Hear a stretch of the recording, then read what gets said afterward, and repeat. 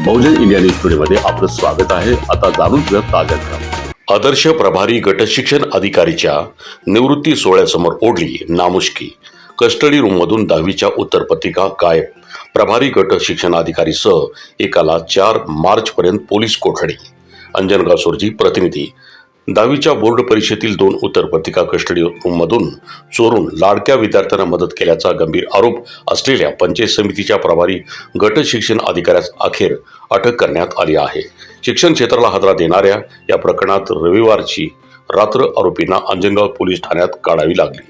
मिळालेल्या माहितीनुसार प्रभारी गट शिक्षण अधिकारी सुधीर खोडे यांनी कंत्राटी कामगार अनिल हाडोळे यांच्या संगनमताने कस्टडी रूममधून 2 उत्तरपत्रिका बाहेर काढल्याचा आरोप या प्रकरणी 1 मार्च रोजी अटक करण्यात आली आहे। 2 मार्च रोजी स्थानिक न्यायालयात हजर केल्यानंतर 1 दिवसाची पोलीस कोठडी सुनावण्यात आली आहे। आज पुन्हा न्यायालयात हजर केल्यानंतर 2 आरोपींना 4 मार्चपर्यंत वाडी पोलीस कोठडी सुनावण्यात आली आहे। निवृत्ती तोंडावर पण अटकेची नामुष्की।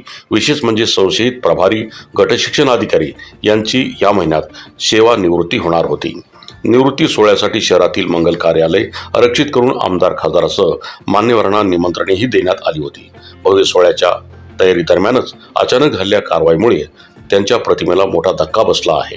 महिला उपशिक्षण अधिकाऱ्यांनी धाड टाकत प्रकार उघडकीस आणला व कोणत्याही दबावाला न जुमानता थेट FIR नोंदविला। त्यामुळे शिक्षण विभागात खळबळ उडाली असून विविध चर्चांना उधाण आले आहे। राजकीय पाठबळांच्या चर्चांना उधाण दरम्यान संबंधित अधिकाऱ्याने पूर्वीही राजकीय पाठबळ वापरून पदभार मिळवल्याचा चर्चा रंगू लागल्या आहेत। आदर्श पुरस्कारही अशाच मार्गाने मिळवले का अशी कुजबूज शिक्षण वर्तुळात सुरू आहे। मात्र तपास यंत्रणा सर्व बाबींची सखोल चौकशी करीत असल्याची माहिती पोलीस सूत्रांनी दिली आहे। होळी रंगपंचमी पोलीस ठाण्यात न्यायालयाने 4 मार्चपर्यंत पोलीस कोठडी वाढवल्याने आरोपीची होळी व रंगपंचमी अंजनगाव पोलीस ठाण्यातच होण्याची शक्यता व्यक्त केली जात आहे। या घटनेमुळे विद्यार्थ्यांच्या भविष्याची खेळ करणाऱ्या विरोधात कठोर कारवाईची मागणी नागरिकांतून होत आहे। प्रकरणाचा पुढील तपास सुरू असून अधिक धक्कादायक माहिती समोर येण्याची शक्यता व्यक्त केली जात आहे।